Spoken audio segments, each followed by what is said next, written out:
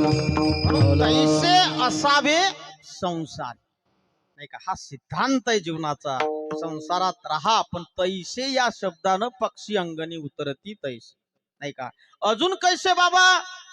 अभंगाचं वस्ती कर वस्ती आला, वस्ती कर वस्ती आला, वस्ती कर वस्ती आला, वस्ती कर वस्ती आला.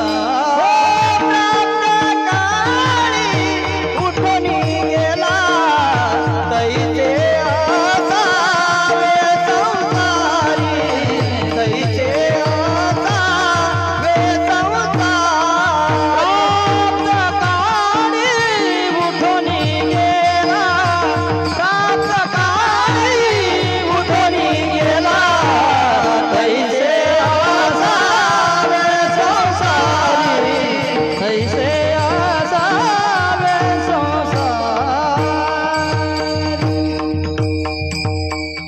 वस्ती कर वस्ती आला. प्रातकाळी वस्ती कर कोणाला म्हणतात दादा? अरे एखाद्या यात्रा करून यावं. भ्रमण करत असताना, यात्रा करत असताना, करता करता करता तुमच्या गावामध्ये मुक्काम करावा. रात्रभर एखाद्या घरामध्ये राहावं, तिथं जेवण करावं, तिथं झोपावं आणि सकाळी निघून जावं. पण जात असताना असं म्हणते का, हे गाव माझे, हे घर माझं आहे, या घरात मी राहिलो? नाही दादा.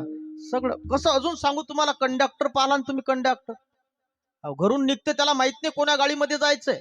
कंट्रोलर आपल्याला कोणती गाडी देणार माहित नाही. त्या गाडी तिथं दिल्यावर कोण्या गावाला जायचं हे त्याला माहित नाही.